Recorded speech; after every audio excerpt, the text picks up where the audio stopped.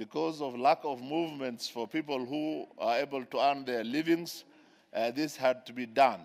And actually, it has helped so much. But on the other hand, a government only gets its income from taxation. And all these services that are being done by governments, the source of the income is from taxation. If those taxes are not available, and the government is not able to give services, and the communities or the citizens riot against the government, and we lose the government, it is terrible. Some of us have seen our neighbors, some of us come from the border points. We have seen countries without government. And the way they normally look at, you will just say we better have a bad government than not having any government. So these taxes are a very essential source of money for the government. Now that at least we are able to move, although COVID-19 is still with us, but we are able to move, we are able to do some little work here and there, we are able to earn some money here and there as Kenyans, and the government must give the services that is required. Now that schools are opening, we need money to make sure that there is social distancing in the schools, that is more classrooms, that we need sanitizers, we need water, and all other services for our schools which are about to open fully. And then I think it is just right time to have this taxation back to where it was, the level where it was. And even initially, there was a lot of discussion or a lot of debate that is it really helping the very common wananchi, this reduction of taxation, particularly the very people who don't have even earnings. If you reduce the VAT and I have no money to buy anything, how will it help me? That was the question that was being asked. Or if the pay-as-you-earn, which has been reduced from 30 to 25% initially, if somebody is not earning at all any money, then how will that help? So I stand to support this, and I think it is very timely. Mr. Speaker, I think it is very timely. What is it? Order. What is it? Mr. Speaker, I think the leader of minority is having a very serious ODM rally there, and they're interfering with the debate. We even can't hear the speaker. Order. I don't know what they've done to Honorable Kajwang. Is there another swearing-in ceremony or something? Order, members. Order, members. Even if you do not put it quite correctly, Honorable Kositany, I think you have a good point. I do not know what meeting we are having inside the chamber. I see the leader of majority, minority, the minority whip, and even the chairman Park, all surrounding a former classmate of yours truly. I really should actually protect him. What is the issue? Take your seats, members. Take your seats, please. Okay, I think Honorable Haji, you had finished? Can I be given a minute because I have been interrupted very seriously? I'll not give you a minute. Yeah, what we shall ask for is a prudent expenditure of these monies. As soon as the taxes are adjusted and the government gets the required monies, the government must be able to spend these monies as per the requirement of the law. We have had cases whereby even monies for COVID has been misplaced or mismanaged or chewed up by few individuals. This should not be entertained. And those who have stolen the COVID monies, I think it is becoming too late for Kenyans to hear what has been done to them. With that, I support the bill. Thank you. Honorable Amalwa, Honorable Dr. Amalwa. Thank you, Mr. Speaker. Mr. Speaker, this bill of amendment of the tax rates, it is coming at a time, Mr. Speaker, when this country, we are still faced with the pandemic. I'm wondering, Mr. Speaker, what the government based on to amend this law.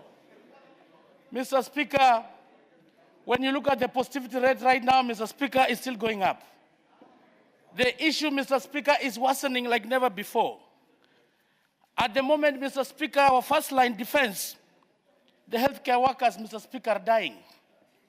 I thought this was the time, Mr. Speaker, the government should put more measures to cushion the country, Mr. Speaker.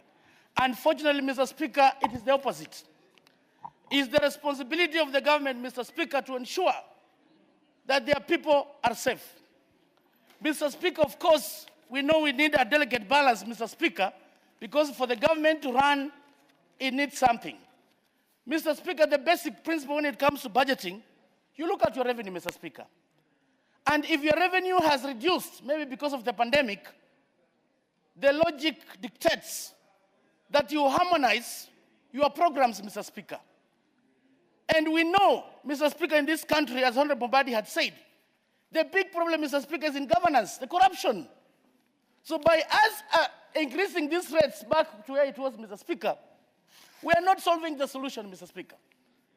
The other day, when we were debating about the issue of the KEMSA billionaires, Mr. Speaker, the committee report of health that came on the floor of the House, it was more of a PR exercise, Mr. Speaker. And the same people who are speaking today, Mr. Speaker, they supported that report, Mr. Speaker.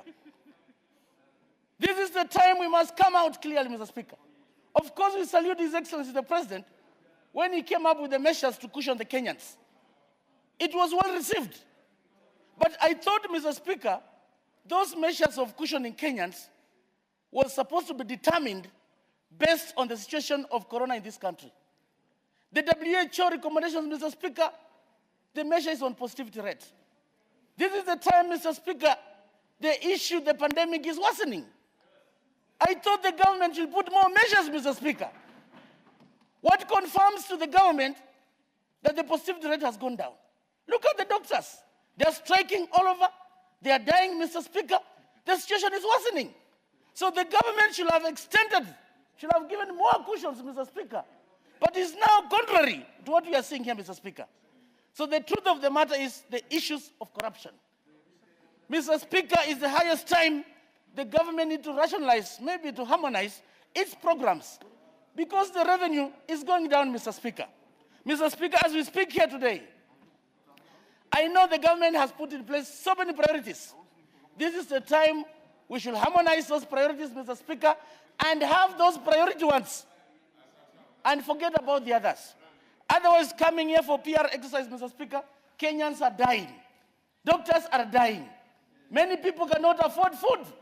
The issues of the big agenda for Jubilee, this is the time they should harmonize, Mr. Speaker, and drop some to correlate with the reduction of the revenue in this country.